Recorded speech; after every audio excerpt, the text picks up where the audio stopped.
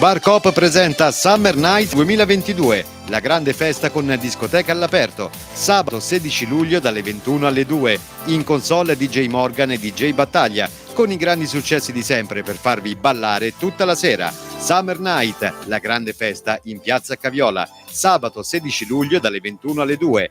Tony, Claudia e tutto lo staff del Bar Coop vi attendono con gioia, all'interno del bar oppure al chiosco esterno, per un ottimo aperitivo, un cocktail, una birra, squisiti panini e la consueta simpatia. Bar Coop in Piazza a Caviola. Che estate a Falcade, natura, montagna, relax e buona tavola, a piedi, in bici o con gli impianti di risalita, per tutta la famiglia, anche percorsi mountain bike e e-bike, single trail e flow trail. A Molino, allo ski stop, la partenza o l'arrivo, ideale per le tue escursioni, da mattina a sera per colazioni, merende, ottimi panini, aperitivi o vini di qualità. E poi si sale in quota. All'albergo Dolomiti a Caverson puoi degustare la cucina tipica, rifocillarti o riposarti sulla terrazza. Più su, in località Le Buse, puoi ammirare il Bosco degli Artisti, con panorama mozzafiato sulla valle. Allo Chalet Le Buse, punto di partenza e arrivo per lunghe camminate, puoi prendere il sole sulle sdraio, pranzare con la nostra cucina tipica, gustare le nostre merende o i dolci fatti in casa. All'agriturismo Malga Le Buse puoi degustare e acquistare i formaggi della nostra produzione e pranzare con i prodotti tipici. A Falcade, tutta l'estate, emozioni da vivere. Al Passo San Pellegrino, località Fucchiade, Agritour Malga Boer. Comodamente raggiungibile in auto, la famiglia De Crestina vi attende con gioia tutti i giorni dalle 8 alle 20. Sia all'interno che all'esterno potete comodamente sedere circondati dalla natura, degustare i taglieri con i formaggi locali, i piatti freddi, i salumi trentini, ma anche piatti caldi come polenta, spezzatino e funghi, canederli, minestra d'orzo, anche servizio bar. Ma potete portare a casa i nostri prodotti. Il nostro mini caseificio il mercoledì è aperto al pubblico per vedere dal vivo la lavorazione dei formaggi. Agritour Malga Boer, località Fucchiade, Passo San Pellegrino. Info e prenotazioni 338 176 57 32. Cara Radio Più. Ora esatta Radio Più. Sono le 8.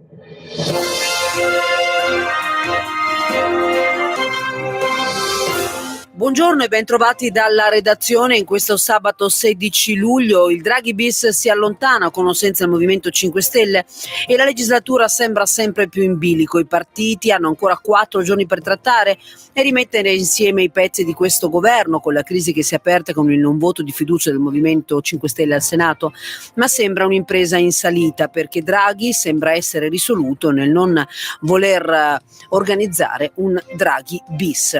Salvini e Berlusconi parlano di un Movimento 5 Stelle irresponsabile. Oggi proprio il Movimento 5 Stelle, dopo la riunione del Consiglio nazionale di ieri sera, terrà l'assemblea degli eletti alla Camera. Sentiamo ieri sera Conte. Nel significato minimale attribuito a una mancata partecipazione al voto abbiamo spiegato ampiamente.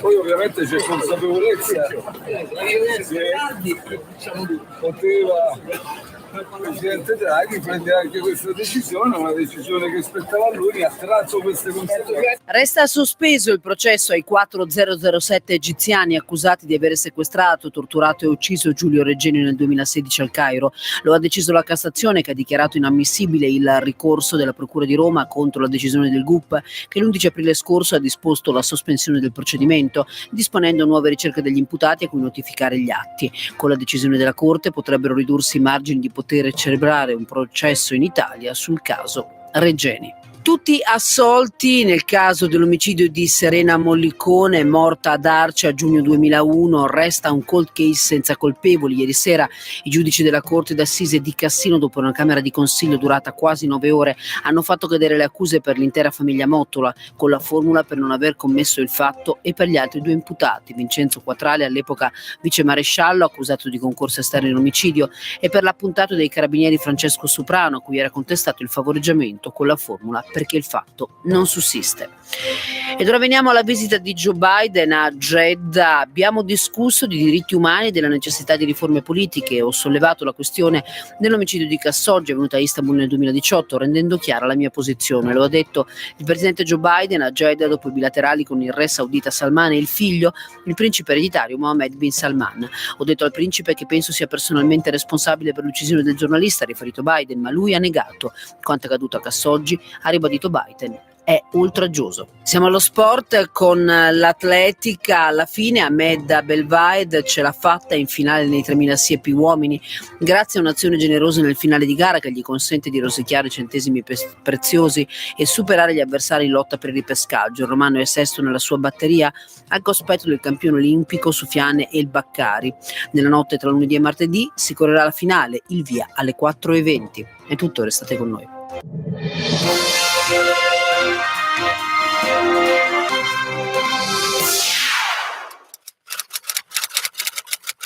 Radio Più, una corazzata di notizie. La rassegna stampa, dal lunedì al sabato alle 8 del mattino, dal 1983.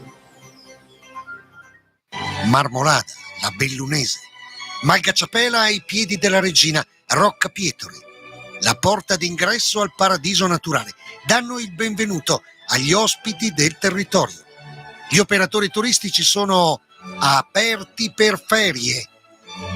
Vieni a scoprire la vera montagna e la forza della natura ribellatasi alla furia di valle e che si sta riprendendo i suoi spazi.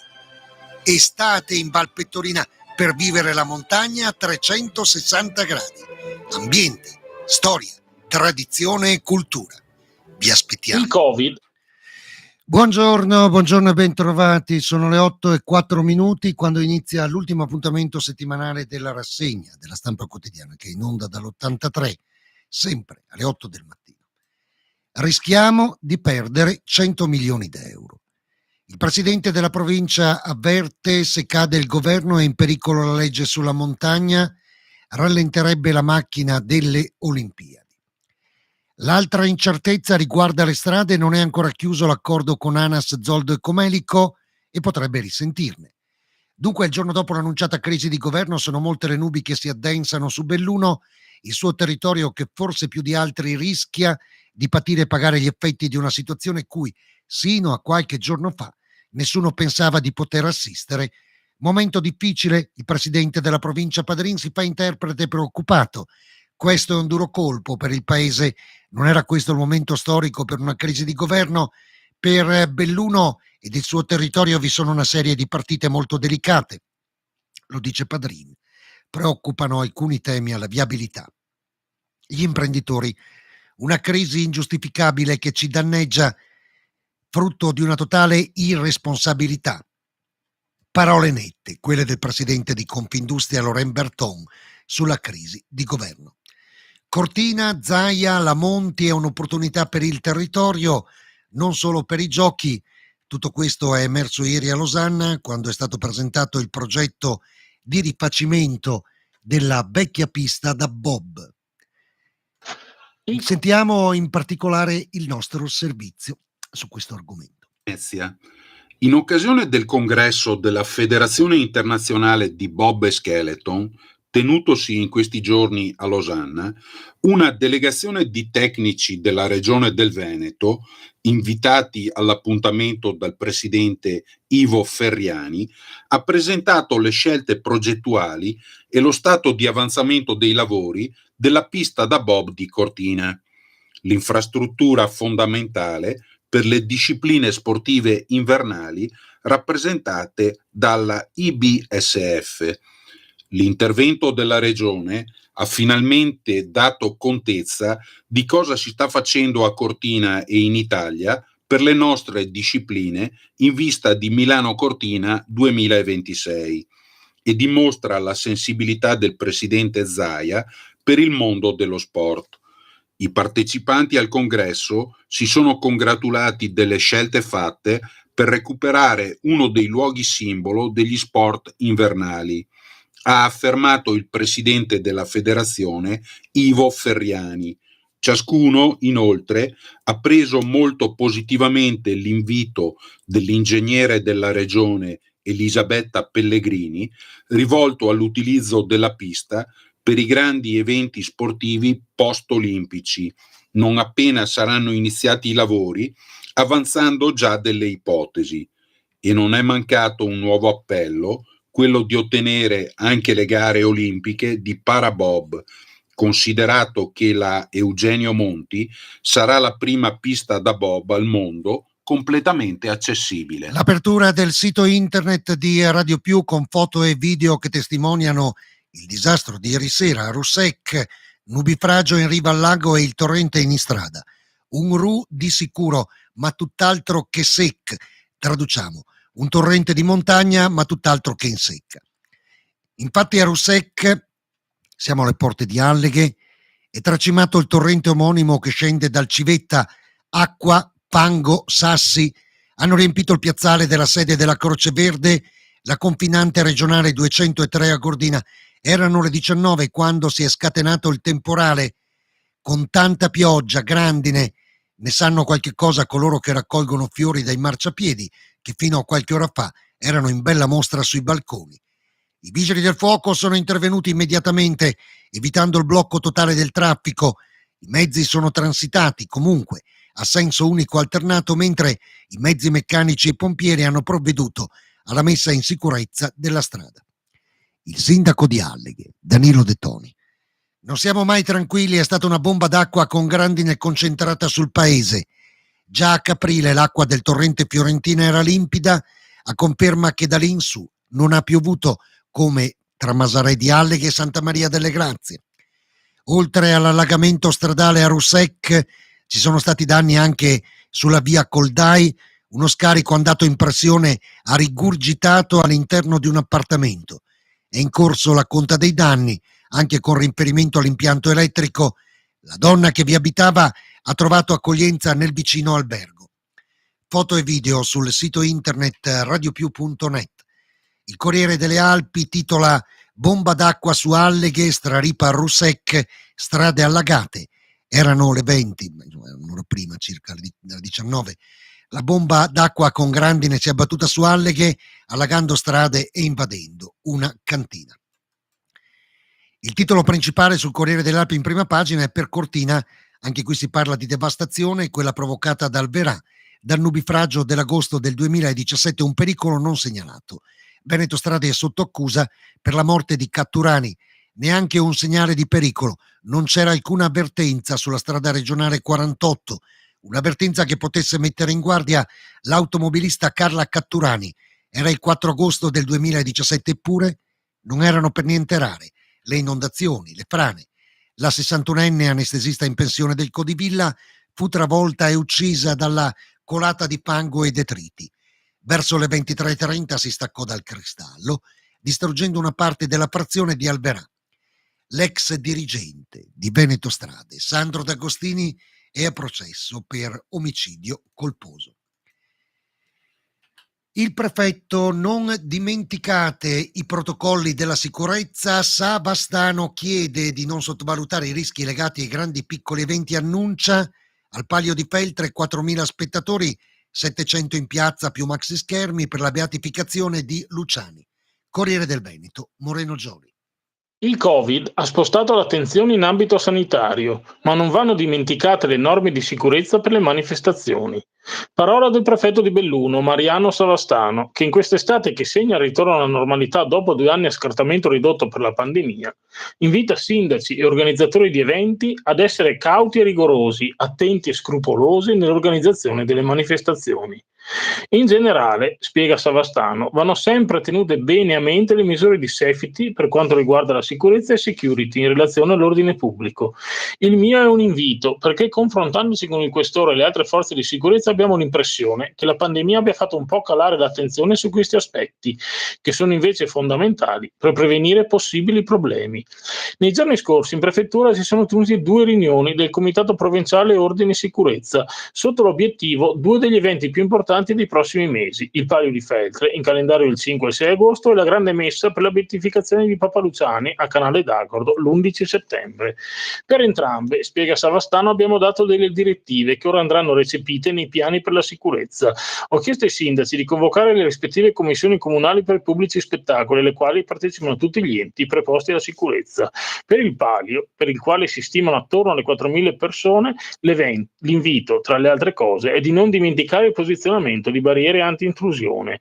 Più complessa la questione relativa alla messa per Papa Luciani. La piazzetta di Canale d'Agordo, spiega il prefetto, non può contenere più di 700-800 persone, ma per quel giorno se ne stimano circa 2.000. Quindi bisognerà organizzare al dettaglio la logistica, decidere dove sistemare le altre persone che non potranno stare in piazza, individuare le vie di fuga e tutto quello che va contemplato per la sicurezza delle persone. Sentiamolo il prefetto Savastano. Signor prefetto, pensando alle manifestazioni che arrivano, preoccupazione o prudenza? Allora, no, mi tolgo anche la mascherina in diretta per rispondere meglio. No, prudenza, direi prudenza e cautela. Queste sono le parole d'ordine. A me piace che le pubbliche amministrazioni, che i comuni organizzino manifestazioni pubbliche. Il mio invito è che ciò avvenga nel rispetto rigoroso delle norme di sicurezza. Quando parlo di sicurezza intendo la safety e la security. La safety come insieme delle misure che devono essere predisposte per tutelare la pubblica e privata incolumità, e la security invece più propriamente di competenza delle forze dell'ordine per uno svolgimento sereno della manifestazione. Io invito sempre i sindaci a convocare organi tecnici qualificati, quali sono le commissioni comunali di vigilanza sui locali di pubblico spettacolo, che possano analizzare la documentazione predisposta dai professionisti ai quali i sindaci si rivolgono per predisporre il piano di sicurezza, il piano di emergenza, il piano sanitario, affinché la manifestazione possa svolgersi in totale sicurezza e serenità per tutti. Era il prefetto Mariano Savastano. Allora, anche il Corriere delle Alpi parla della pista di bob di Cortina, mentre sul Gazzettino in prima pagina si tessono le lodi da Losanna. Il Corriere all'interno titola "Vincolo sulla pista da bob Monti, vertice comune Sant'Andrea". Vediamo l'articolo di Marina Menardi. Pista da bob, il comune sta per il momento alla finestra, ma già la prossima settimana incontra il commissario straordinario Sant'Andrea per i chiarimenti a riguardo del Ministero dei Beni Culturali all'abbattimento della vecchia pista da bob Eugenio Monti. La notizia dell'avvio della procedura di vincolo culturale avviata dalla Commissione regionale per il patrimonio culturale del Veneto sul sistema della pista olimpica di bob Eugenio Monti ha preso di sorpresa il sindaco Gianluca Lorenzi. Ne sapevo nulla, in comune ne è arrivato nulla. Spiega, ne abbiamo parlato con Sant'Andrea, ci ha spiegato che vi sono alcune prescrizioni da parte della soprintendenza, ma a noi non è stato per il momento notificato nulla. La costruzione della nuova pista da bob per i Giochi Olimpici 2026 è tra le opere che sono state affidate alla società Infrastrutture Milano Cortina. Gestisce tutto lui, Luigi Valerio Sant'Andrea. Tutto ciò però, a detta di Lorenzi, non rallenta i lavori della nuova pista, non c'è ancora uno studio definitivo, quindi si fanno gli aggiustamenti del caso, ancora tutto da definire, non significa un rallentamento. Stiamo andando avanti come da programma, a meno che non ci sia da mantenere tutta la pista. A quel punto vedremo che cosa accadrà. Piazzale della stazione, il comune cerca soldi, Gazzettino, situazione di Belluno in stazione. L'amministrazione allarga la platea degli attori per la sua riqualificazione. Ieri il municipio ha riallacciato i contatti con RFI e l'ente gestore delle ferrovie. Tutti appaiono propositivi, propensi a darci una mano nell'interno, spiega il vice sindaco Gamba. Se riusciamo a spostare il finanziamento della rigenerazione urbana 1 o a posticiparlo, potremo trovare una soluzione definitiva e condivisa. Da Santa Giustina, espropri per il cavalcavia ma lavori nel 2023. ANAS rivede i progetti, la chiusura del cavalcavia di Formegan a Santa Giustina, quello di Pont nel comune di Peltre, che slittano al prossimo anno. Ma i lavori partiranno, sono stati avviati gli espropri temporanei per Formegan. Il sindaco Ivan Minella spiega che per ora ANAS non farà nulla, nessuna lavorazione all'impalcato, richiederebbe la chiusura della statale, quindi solo lavorazioni di base. Punto tamponi straordinario domenica a Paludi. Domani dalle 8:30 alle 12:30, punto tamponi straordinario a Paludi, ad accesso libero. Sarà presente un medico per il triage d'ingresso. Sedico, nel taglio basso del Gazzettino, non sono riuscito a presentare una denuncia. Si ritrova la macchina spaccata, lo zaino e il telefonino rubati, ma la denuncia è una vera odissea. È accaduto venerdì scorso a Sedico. Protagonista un turista arrivato da Modena, appassionato del bellunese e delle ciclabili. Lui stesso racconta i fatti. Spiega di non aver trovato un vigile a cui poter chiedere aiuto dopo aver bussato alla caserma dei carabinieri, che era chiusa. Purtroppo succede spesso. Chi ha bisogno anche dei carabinieri alla caserma di Agordo sa benissimo che molto spesso la trova chiusa, si deve rivolgere al 112. A Belluno gli uomini sono pochi, le caserme sono a rischio. Ricordiamo quella di Gosaldo, che c'è sempre una spada di Damocle sopra quella caserma. Ogni tanto si dice è ora di toglierla, speriamo di no. Pochi uomini, poche caserme, uomini che devono coprire un territorio enorme. Quando è di turno Agordo deve arrivare fino a Falcade e Gosaldo e viceversa, per quanto riguarda le altre stazioni, e molto spesso sono appunto chiuse, quindi come servizio alla comunità lascia a desiderare, come sottolinea bene l'articolo da Sedico. Sovramonte, pronto il viadotto di Pontette, lunedì taglio del nastro, ci siamo. Con le prove di carico effettuate ieri da Veneto Strada, il viadotto di Pontette, siamo in comune di Sovramonte. Sistemato da un importante intervento, è davvero pronto. Taglio del nastro lunedì, vicepresidente Elisa De Berti, era l'ottobre 2021 quando aprì il cantiere da oltre 2 milioni di euro. Da lunedì si potrà circolare, ma per ora sarà a senso unico, e sarà a senso unico dal primiero. E allora, per fare ulteriore chiarezza, andiamo a vedere l'apertura del sito internet per quanto riguarda la viabilità. Ricorda per l'appunto questa novità per quanto concerne il tratto stradale a Pontette, e in particolare che cosa accadrà? Che chi arriverà in zona dovrà per l'appunto seguire le indicazioni, perché ci sono delle deviazioni alla viabilità a seconda che si salga o si scenda dal Primiero. Tutti i particolari sono anche sul nostro sito internet radiopiù.net. Torniamo sulla prima pagina del Corriere delle Alpi, andiamo a vedere quali sono gli altri titoli che caratterizzano il foglio principale del quotidiano dei bellunesi. Allora, i bellunesi non ci stanno per quanto riguarda la crisi di governo, atteggiamento irresponsabile, ti credo che non ci stiano, rischiano di ritornarsene a casa e non sanno se poi potranno tornare a Roma, visto come andrà, se ci saranno le elezioni. Quindi i bellunesi non ci stanno. Gli esponenti della maggioranza sono tutti con Draghi. Luca De Carlo chiede di andare al voto, disastroso governo a tutti i costi, quindi staremo a vedere se li mandano tutti a casa e se soprattutto saranno rieletti. Le idee. Ormai la maturità sta diventando inutile sceneggiata, scrive Fulvio Erbas. Si sono chiusi gli esami di Stato, hanno coinvolte oltre 500.000 di studenti di scuola superiore, rito sul quale si scrive. Si fanno film che tiene in apprensione il paese con il tototema di Italiano. Ballada. Appuntamento con la musica e la poesia questa sera alle 20:30 presso la chiesa di San Simone a Vallada Gordina. Si terrà infatti, per iniziativa del Musal, in memoriam, concerto dedicato a Valerio da Pos, del quartetto d'archi del Friuli e del Veneto di Guido Freschi, con letture dell'attore Sandro Buzzatti. Museo Albino Luciani intende omaggiare grande poeta contadino nato a Carfondi, Canale d'Agordo, nel 200° anniversario dalla morte. Un artista dotato di grande talento e carattere, genuinità e schiettezza, fermezza e ruvidezza, caratterizzato da un poetare satirico e tagliente, ma soprattutto un uomo molto legato alla sua terra. Corriere delle Alpi, quelli della rissa in centro a Belluno. Persone conosciute dalla questura. 2 volti noti nella rissa di giovedì sera. La polizia ha identificato tutti coloro che hanno partecipato alla bagarre di Piazza dei Martiri e ha acquisito un video. Documenta con chiarezza quello che è successo, non ci sono dubbi. È successo davanti agli occhi di famiglie, davanti agli occhi dei bambini. Gli autori dello spettacolo hanno origini magrebine, sono comunque africani e ultimamente si accompagnano con dei cani di razza Rottweiler e nessuno dice nulla. Le indagini sono in corso, gli investigatori lavorano per fare chiarezza sul reato.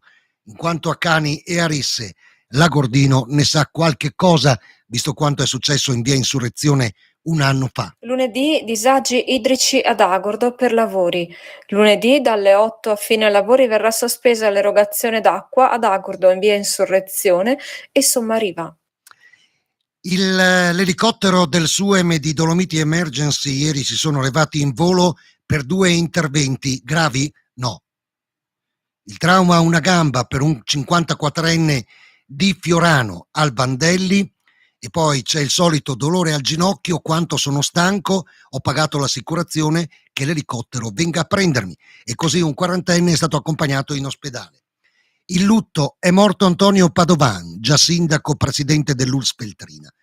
È morto a 93 anni Antonio Padovan, già presidente dell'ULSS 4 di Feltre, storico sindaco di Arsiè, consigliere comunale di minoranza fino al 1987, uomo di grande competenza amministrativa. Sotto la sua presidenza, al Santa Maria del Prato, si avviarono definitivamente lo sblocco dei lavori del corpo centrale dell'ospedale, scrive il Corriere delle Alpi. Era fermo da decenni questo cantiere. I primi inserimenti di divisione servizi competono a lui. Antonio Padovan, rimasto vedovo da qualche anno, lascia il figlio Andrea. Le esequie. Lunedì alle 14.30 in Duomo a Belluno, poi in cimitero ad Arsiè, dove sarà tumulato. Da ieri aperto al traffico il ponte sul torrente Bigontina, ANAS ha aperto al traffico un nuovo ponte e posto al 103° chilometro della statale 51 di Alemagna. Siamo nell'abitato di Cortina d'Ampezzo. I lavori fanno parte degli interventi del piano straordinario di potenziamento della viabilità di accesso a Cortina e hanno riguardato la rettifica e l'allargamento del tornante. Il tratto è stato riaperto in configurazione provvisoria, in cantiere, al fine di consentire il completamento delle ultime lavorazioni. Non influiranno sulla transitabilità. Nostro servizio. Tommaso ritorna nella settimana dall'11 al 17 luglio 2022 Dolomites Rock Miniatures. Verranno realizzate altre 3 opere del Sentiero delle Dolomiti in miniatura. Il progetto, nato nel 2017, giunto quest'anno alla 5ª edizione, promosso dall'amministrazione comunale, patrocinato dalla Fondazione Dolomiti UNESCO, sezione CAI di Agordo e Proloco di San Tommaso. Obiettivo: ricreare in miniatura alcune cime dolomitiche riconosciute patrimonio naturale dell'umanità. Sassolungo, Croda dei Toni e Gosela del Vescovà sono le opere in lavorazione, saranno terminate entro domani. Lo abbiamo documentato ieri nella Fabbrica delle Emozioni nel pomeriggio con l'intervista al sindaco Moreno De Val e ai 3 autori delle opere. Si tratta di un ragazzo che arriva dalla Turchia, una ragazza greca e una ragazza padovana. Tutti i particolari sul sito internet di Radio Più. I contagi sono in diminuzione, titola il Corriere delle Alpi. La corsa al vaccino prosegue. Ieri a Feltre, nella seduta over 80, si sono infatti presentati anche dei sessantenni. Il direttore Sandro Cinquetti dice: non lasciamo indietro nessuno, al di là della agenda. Pronto ematologia. Va avanti il progetto dell'AIL, acronimo di Associazione Italiana contro le Leucemie, l'AIL di Belluno, per supportare i malati. Belluno. È stata rinnovata la convenzione con l'AIL, sezione di Belluno, per la realizzazione del progetto Pronto ematologia. Il progetto è finalizzato a promuovere la condivisione di percorsi diagnostici terapeutici, dare risoluzione a quesiti assistenziali, favorire l'appropriato accesso dei pazienti alla rete ospedaliera, sviluppare maggiore affinità tra medico di medicina generale ed ospedale. Nell'ambito della convenzione, AIL assicura una consulenza specialistica da parte di un medico esperto. Di norma, gli accessi settimanali saranno 3, per complessive 18 ore. Ringrazio l'AIL, sempre attenta a supportare i bisogni della nostra azienda con generosità e determinazione, commenta il direttore generale Maria Grazia Carraro. In questi anni il progetto Pronto Ematologia ha contribuito a dare una risposta locale ai nostri pazienti, garantendo certezze vicino casa. AIL, ancora una volta, investe per le persone di questo territorio e le loro famiglie, con instancabile impegno ed energia. Poter sostenere questa e altre iniziative a favore di chi ha bisogno e della nostra sanità ci rende orgogliosi, commenta la presidente dell'AIL, Carmen Mione. Proteste a Sossai, l'acqua arriva solo a singhiozzo, Sossai a Sette. Nella frazione cittadina si rischia di non potersi fare una sacrosanta doccia al ritorno dal lavoro, scrive il Corriere delle Alpi. Capita che dal rubinetto non esce una goccia d'acqua. Il disservizio di 3 settimane fa doveva essere un caso isolato e invece è diventata una regola. È diventata una regola anche la perdita d'acqua a Crostolin di Agordo, l'abbiamo risegnalata in questi ultimi giorni, lo stiamo segnalando da un anno, anche l'amministrazione comunale chiede l'intervento urgente di GSP, perché in periodi di siccità, quando si invita a calmierare l'uso dell'acqua, è vergognoso vedere una perdita del genere e da un anno che nessuno intervenga. Pazzesco. GSP poi sono i nostri sindaci, quindi sapranno portare questo messaggio e chiedere a GSP davvero che si attivi. Rocca Pietore. Per fare ulteriore chiarezza, la funivia Marmolada precisa.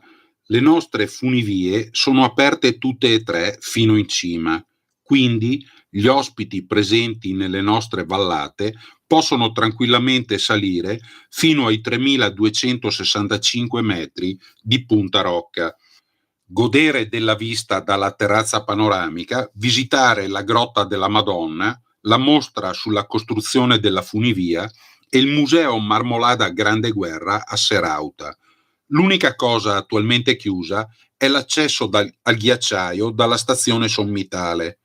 Purtroppo, ancora oggi, venerdì 15 luglio 2022, molti ospiti arrivano dicendoci che a loro è stato erroneamente comunicato che i nostri impianti sono chiusi o che l'ultima tratta è chiusa.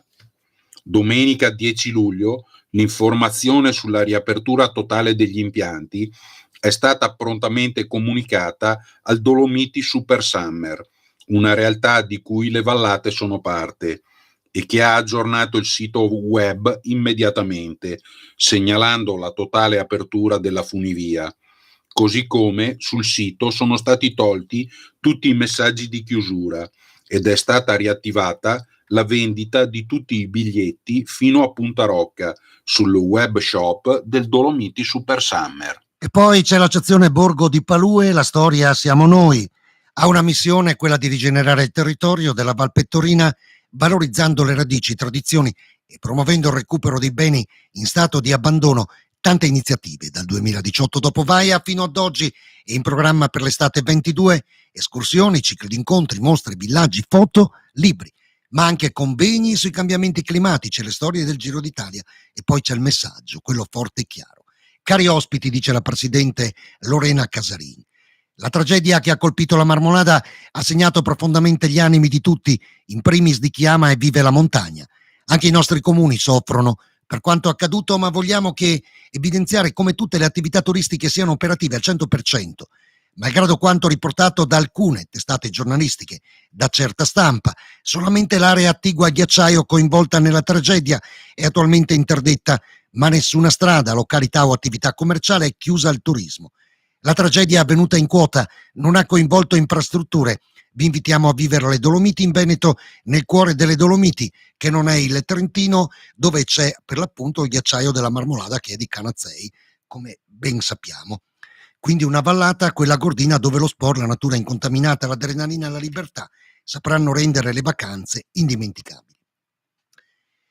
La recente tragedia della Marmolada ha dunque creato tante perplessità, lo state sentendo, e adesso si contano i danni. perché si scambia il Trentino per Belluno quando non serve e viceversa, quando serve. La recente tragedia della Marmolada ha creato perplessità tra i frequentatori della montagna. Il messaggio che il territorio vuole inviare nel mondo è chiaro: siamo aperti, non ci sono pericoli, qui si sta bene, e a 4 anni da Vaia la natura si riprende i suoi spazi. Questo stiamo ripetendo, questo lo ripeteremo a tutto il mondo anche nelle prossime settimane. Buona giornata. Marmolada, la bellunese. Marmolada alla bellunese. Malgacciapela ai piedi della regina, Rocca Pietore, la porta d'ingresso al paradiso naturale. Danno il benvenuto agli ospiti del territorio. Gli operatori turistici sono aperti per ferie. Aperti per ferie. Vieni a scoprire la vera montagna e la forza della natura ribellatasi alla furia di Vaia e che si sta riprendendo i suoi spazi. Estate in Val Pettorina per vivere la montagna a 360 gradi. A 360 gradi. Ambiente, storia, tradizione e cultura. Vi aspettiamo. Grazie per il gentile ascolto, a domani. Siete pronti? Il grande evento si avvicina. Segnate sul calendario sabato 16 luglio, la festa in birreria. Sì, la fabbrica in Pedavena a Valle Agordina vi invita alla festa per la nuova gestione. Giorgio e tutto lo staff vi aspettano per il grande evento live. Balleremo e faremo festa. Dalle 21:15 live dei Combriccola, tributo a Vasco Rossi, la band storica che dal 1998 suona i brani del mitico Vasco, in un concerto a ingresso libero, all'aperto, e in caso di maltempo all'interno dei locali. Ma vi aspettiamo anche prima per un aperitivo e un brindisi in compagnia. Saranno in funzione come sempre la pizzeria e il ristorante e naturalmente l'ottima birra. Sabato 16 luglio la grande festa della nuova gestione alla fabbrica in Pedavena, Valle Agordina, località Le Campe, strada Agordo Belluno. Novità per l'estate 2022, il ritorno della Cicli in Valle, 28ª edizione, pedalata di beneficenza. Domenica 24 luglio dalla località Valcozzena di Agordo alla Valle di San Lucano, 9:45 raduno al piazzale Peppino Impastato di Tamonic, alle 10 la partenza ufficiale. Alle 12 pasta party con la Proloco di Taibon presso la chiesetta di San Lucano. Alle 14 le premiazioni. Iscrizioni presso la piscina di Agordo, sabato 23 luglio dalle 16 alle 19. Domenica 24 luglio scuola primaria di Agordo dalle 8:30 alle 9:30. In omaggio la maglia tecnica Cicli in Valle 2022, un'iniziativa benefica pro Unicef di Attivamente Scuola e Sport, in collaborazione con i comuni di Agordo e Taibon e il sostegno dei supermercati Super V. Info ciclinvalle.altervista.org. Facebook Cicli in Valle. Cerchi il meglio per riscaldare